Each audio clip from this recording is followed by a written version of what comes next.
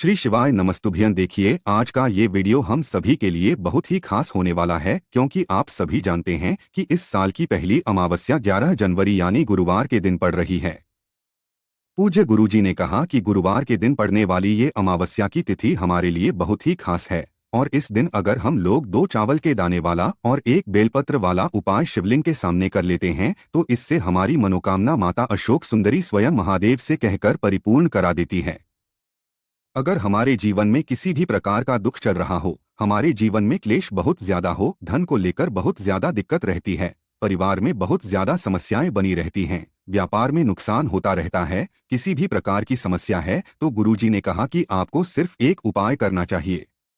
तो चलिए जानते हैं इस विशेष उपाय के बारे में। लेकिन उससे पहले एक प्रार्थना, अगर आप चैनल पर नए हैं तो कृपया चैनल को सब्सक्राइब अवश्य कर लें। देखिए, इस वीडियो में हम लोग पूज्य गुरुजी द्वारा बताए गए बहुत ही खास उपायों के बारे में जानेंगे और ये उपाय आपको गुरुवार के दिन पड़ने वाली अमावस्या की तिथि में ही करना है। गुरुवार का दिन भगवान विष्णु को समर्पित होता है और अमावस्या की तिथि भी भगवान विष्णु को ही समर्पित होती है। इसलिए साल की पहली अमावस्या हमारे लिए बहुत ही खास है और इस दिन हमें कुछ विशेष उपाय अपने पूर्वजों के निमित्त, अपने घर में सुख शांति के निमित्त, अपने घर में धन व्यापार को अच्छे से चलाने की निर्मिति जरूर करना चाहिए। तो चलिए जानते हैं पूज्य गुरुजी द्वारा बताए गए पहले उपाय के बारे में। इस उपाय के लिए आपको 1 लोटा जल ले लेना है। लोटा तांबे का भी ले सकते हैं और जल आपको अपने किचन से ही लेना है।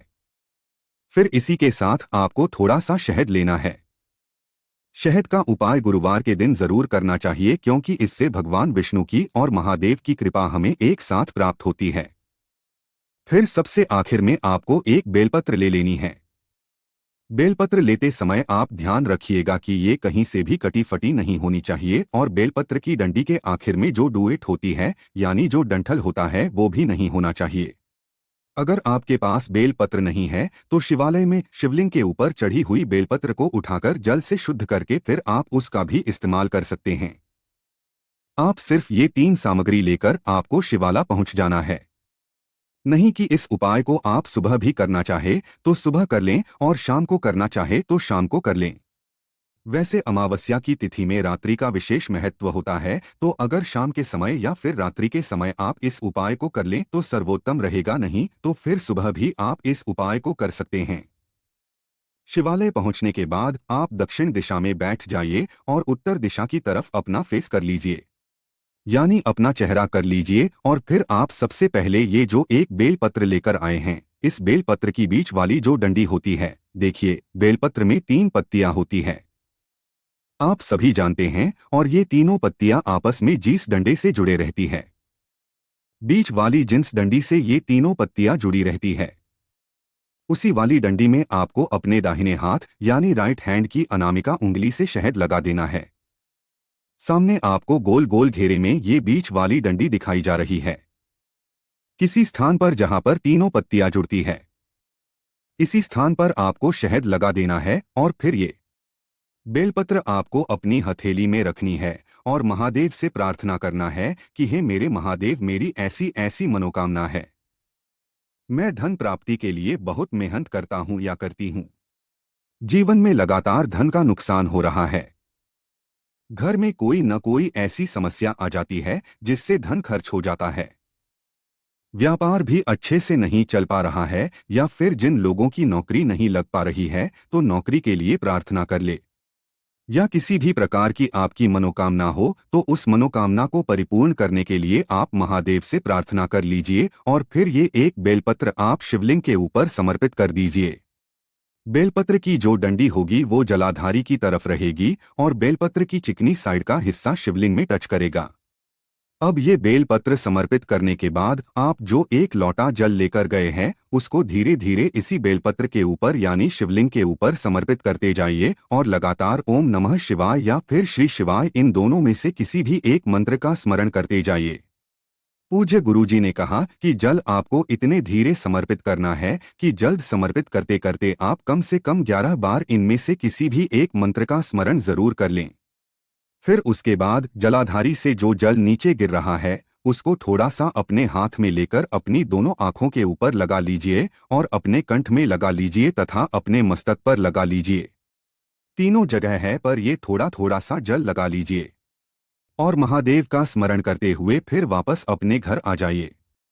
देखिए अपनी दोनों नेत्रों के ऊपर लगा लीजिए और अपने गले में लगा लीजिए और अपने मस्तक पर लगा लीजिए। इन तीनों जगह पर आपको थोड़ा थोड़ा सा जल लगा लेना।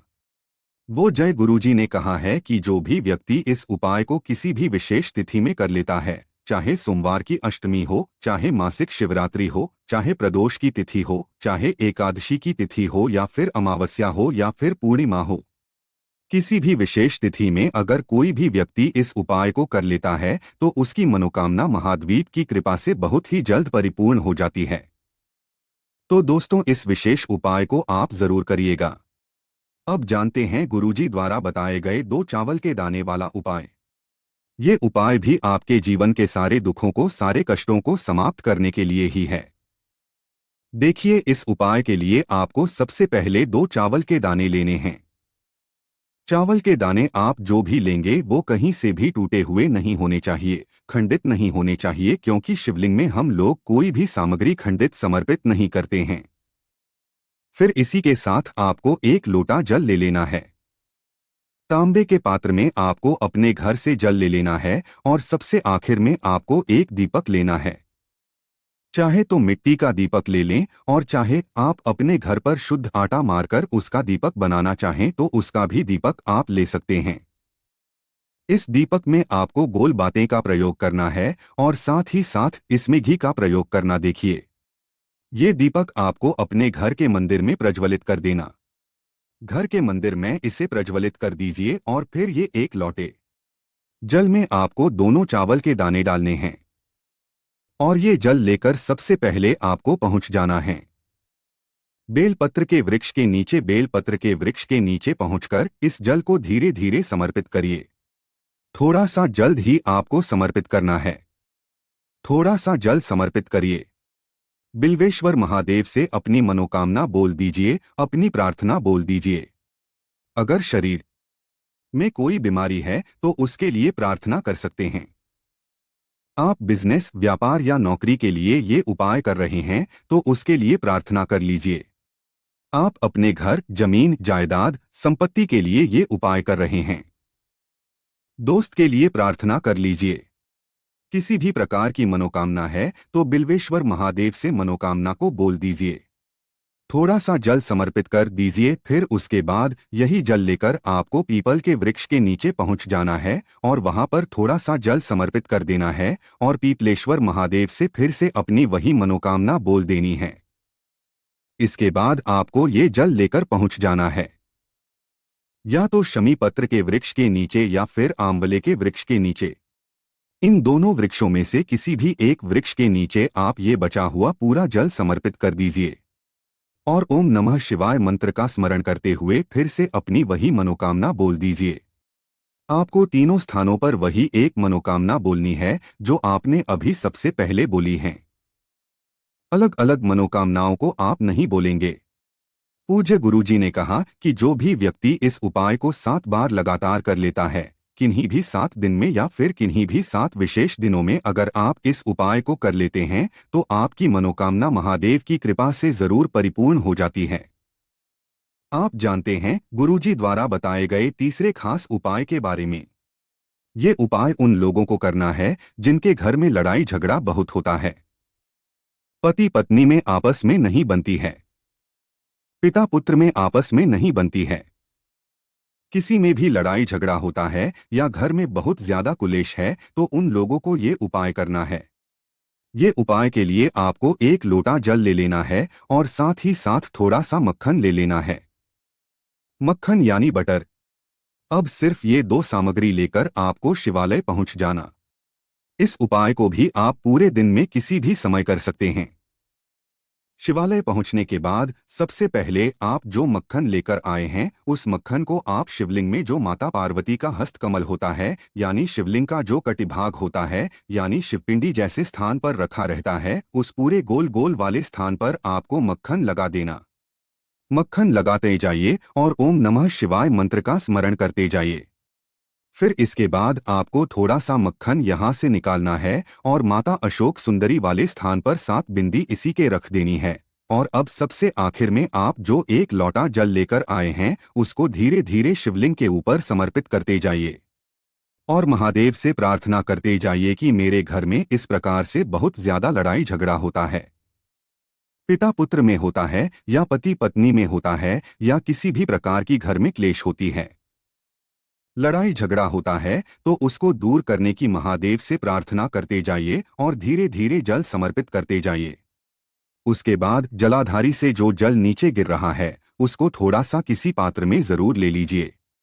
आप चाहे तो इसी एक लोटस में थोड़ा सा जल ले लीजिए और महादेव से प्रसाद स्वरूप प्रदान इस जल को आप लेकर अपने घर आ जाइए।